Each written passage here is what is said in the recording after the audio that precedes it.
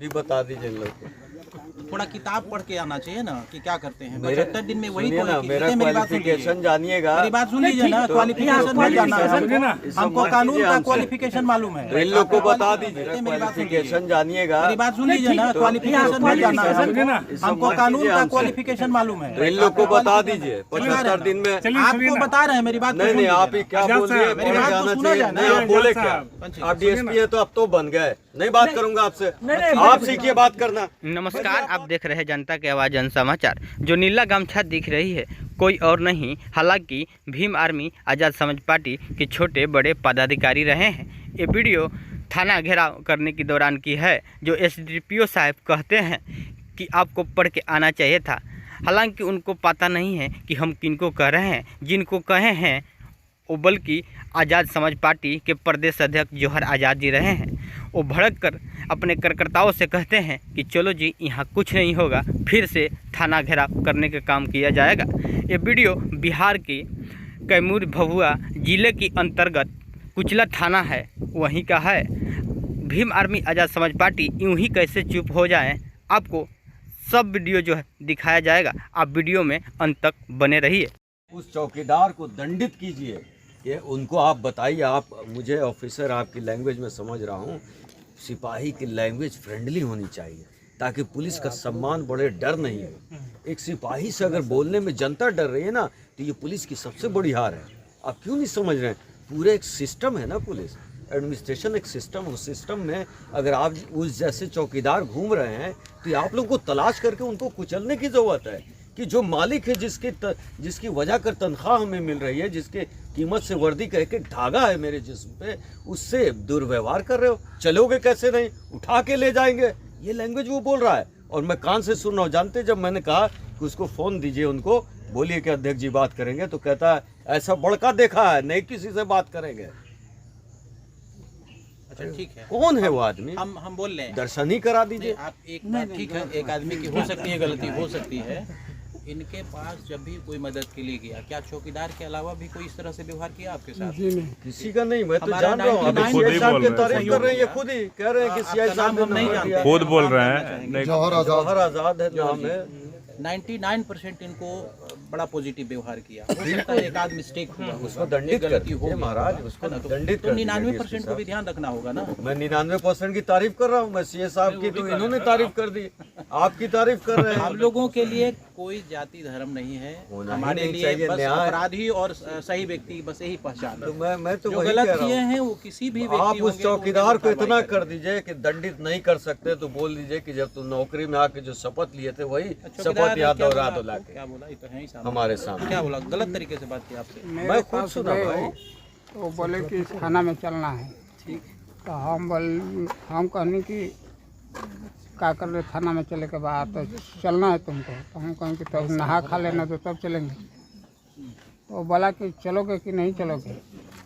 तभी से मैं, एक फुआ का लड़का है कलानी में, वो फ़ोन कर दिया। वो बोला कि रुको, हम आ रहे हैं देखने के लिए, औरत को लेकर आ रहा था। तो बोला कि रुक जाओ, हमारे हैं तो थोड़ा जाना था। तो मैं चौकीदार से बोला, तो कहूँ कि लोग थोड़ा चौकीदार से बात कर लो। तो कहता हूँ कि हम किसी को फ़ोन नहीं लेंगे, चलोगे कि नहीं चलोगे। तो हाँ बोले हैं कार्रवाई होगा, थाना प्रभारी आपको सही बोली, ये जानकारी है तो करेंगे कार्रवाई। तो ये सर गलत तरीका है। ये उनका कुछ रिश्तेदार हैं, है ना, चौकीदार जो हैं। आपके दरवाजे के बाहर खड़ा होकर रोडवा पर जी वो दूसरे गांव का है, उसको बुलवाए थे रात में। हम बहुत उसको डांटे हैं जी कि तुम्हारे वजह से कहीं ना कहीं कमी है तुम में, नहीं तो अब तक पकड़ा जाता हो। सूचना तुम दे नहीं रहे हो, तुम्हारे वजह से थाना प्रभारी बदनाम हो रही है और तुम भी बदनाम हो रहे हो। उन्हीं के तो जान लो कि तुमको हम टांगेंगे। काफी हमने नहीं तो रात में डांटा है। डीएसपी हमारा साहब भी एक काम करने का तरीका होता है। मान लीजिए कि सिस्टम है, थोड़ा बहुत जो कमी बेसी होता है उसको क्या दंडित बोल के। नहीं, आप उसके लिए भी 75 दिन का डेड लाइन लीजिएगा। उसके दंड चौकीदार के लिए भी 75 दिन का डेडलाइन है, बता दीजिए। आप करेंगे, कब करेंगे बताइए। मेरे लिए वो भी अपराधी हो गया ना। आपका काम वो जरूर कर देंगे, नहीं, जल्दी नहीं, कर देंगे। बाकी उसको बता दीजिए कब जो इसका करेंगे। व्यवहार नहीं। देखिए, आप एक बात मालूम है, एक चीज़, अकेला सांसद मेरा आपके लिए आवाज़ उठाया कि 8 घंटे से ज़्यादा पुलिस की सर्विस नहीं होगी किसी भी कीमत में। मेंटल एगोनी से गुजरते हैं, ये लोग प्रेशर से गुजरते हैं। तो हम तो सबका सम्मान कर रहे हैं, लेकिन आपके बीच में जो गलत लोग हैं उसको सजा देना शुरू कीजिए ताकि पुलिस पे विश्वास बढ़े।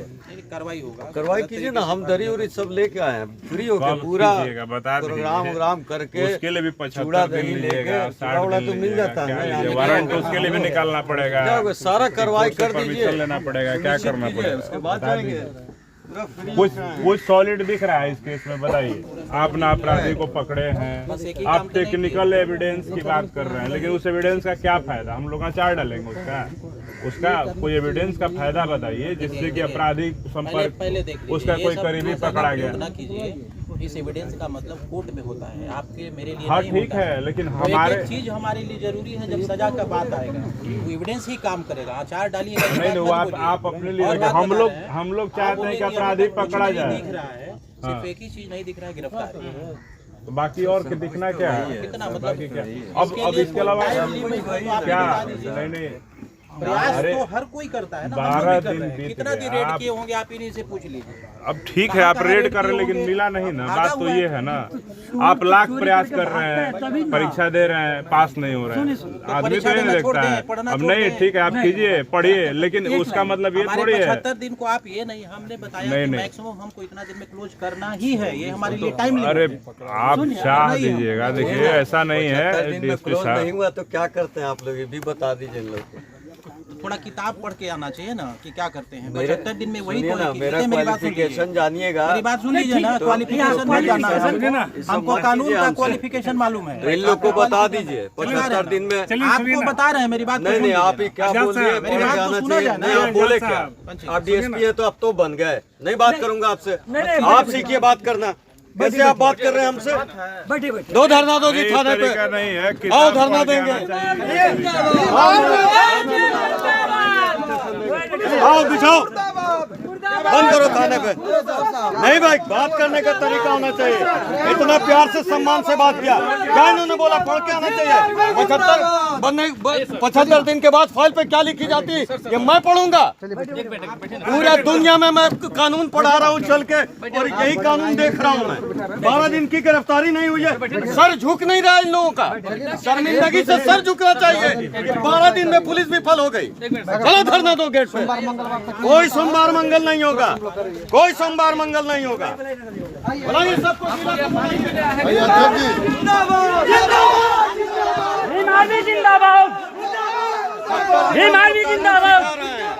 जो कानून भीम आर्मी आजाद समाज पार्टी पूरे देश में सिखाता है।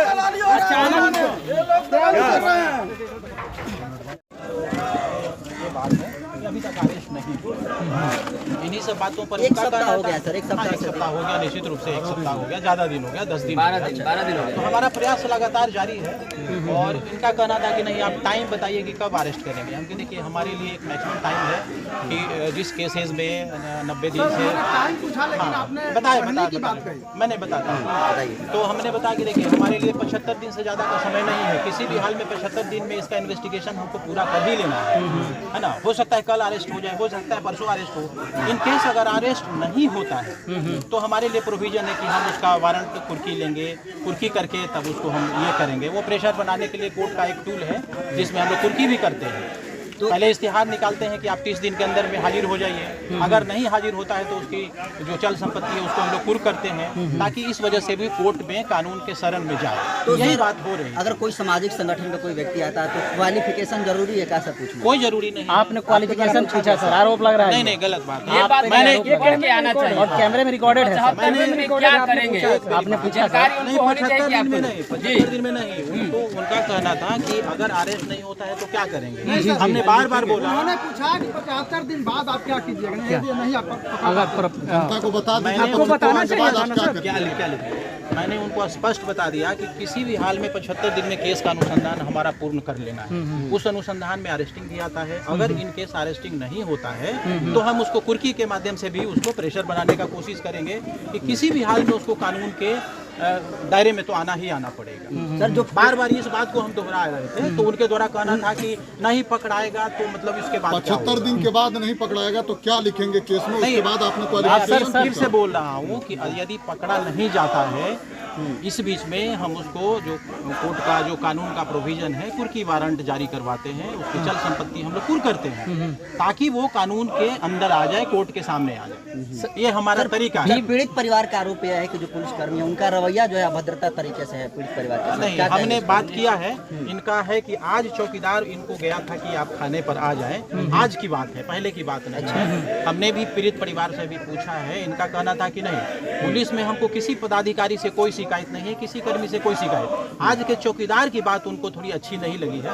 मैंने आश्वस्त किया है कि हम इसका जांच कर लेते हैं, अगर चौकीदार दोषी होंगे तो उन पर कार्रवाई की जाएगी। पुलिस करिएगा सर, जो पता पनिशमेंट करिएगा उनको। जरूर विधि सम्मत मतलब ये होता है कि हम रिपोर्ट सीनियर को देंगे और उनके स्तर से निश्चित रूप से कार्रवाई होगी। अच्छा, इस घटना में सर आरोपी कितने लोग हैं 3 लोग और कितने की गिरफ्तारी हुई है सर? अभी गिरफ्तारी किसी की नहीं हुई है, तीनों के ऊपर गिरफ्तारी का आदेश जारी है। क्या सर पुलिस प्रशासन का इकबाल खत्म हो गया है और अपराधियों में खौफ खत्म हो गया जिसकी वजह से गिरफ्तारी नहीं हो पा रही है? एकदम नहीं। हमारे पास इसी सवाल बात उठ के रहा लिए है सर पुलिस प्रशासन पर। नहीं, देखिए हमारे पास कोई जरूरी नहीं है कि एक ही दिन में पकड़ा जाए। और क्रिमिनल कितना तेज है, कितना भाग रहा है, इस पर भी निर्भर करता है। इसी बात का जवाब हमने दिया था कि देखिए मैक्सिमम हमको 75 डेज में तो कर ही लेना है, बट ये 75 डेज करने का मतलब ये नहीं था कि हम 75 दिन में पकड़ेंगे।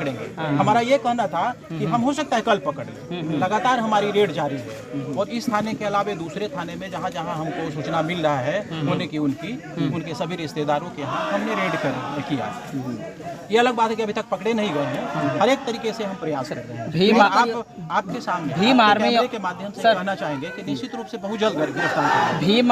भीम आर्मी और आजाद समाज पार्टी के अधिकारी और कार्यकर्ताओं का ये आरोप है कि जानबूझ करके ये भीम आर्मी और आजाद समाज पार्टी और बहुजन कार्यकर्ता से ही क्वालिफिकेशन पूछा जाता है, जबकि स्वर्ण के नेताओं से नहीं पूछा जाता है। देखिए ऐसी बात नहीं है, भीम आर्मी हमारे ही समाज के लोग हैं, हमारा कानून सबके लिए काम करता है। हमने यह सोच के उनका मदद नहीं किया कि वो किस पार्टी से जुड़े हुए हैं। वो एक पीड़ित है, ये सोच के हम उनको मदद के लिए गए थे।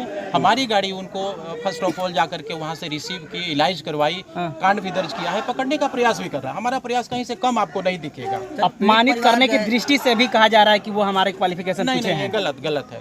हम लोग किसी को क्यों सर पीड़ित परिवार डरा हुआ है सर? सुरक्षित नहीं मिला है सर, अभी उनको जो है सुरक्षा नहीं मिल पाया है। अभी भी डरा साहूकार है कि बार-बार धमकी दी जा रही है और लोगों के द्वारा। इस पर मेरा ये है कि हम खुद रात में लगभग 11 बजे उनके यहाँ गए थे जी, उनका सब जायजा लिए सुरक्षा का। ये पूछे भी कि कोई खतरा हो तो 112 पर आप कॉल जरूर करिएगा जी। सुरक्षा के लिए मतलब कि हमारे घर पर पोस्ट दीजिए, ऐसा उनकी तरफ से कोई मांग भी नहीं है। जी जी। और हमारा भी जो असेसमेंट है तो सारे अपराधी अभी भागे हुए हैं जी। फिर भी अगर उनको खतरा का कोई दिक्कत होगा, एक तो हमारा 112 है जो तुरंत कॉल करेंगे, हम अविलंब मदद के लिए पहुँच जाएंगे। ये जिस थाना में हम लोग खड़ा है मुश्किल से जो पंचायत का थाना है वो छोटा थाना है सर, और यहाँ जितने बल हैं, गाड़ियाँ हैं, तो हम तुरंत एसेस कर लेते हैं। कहीं से भी हमको सूचना मिलेगा, हम विदिन 10 मिनट में वहाँ पहुँच जाते हैं। प्रोटेक्शन परमानेंट दिया गया है कि टेम्पोररी है सर?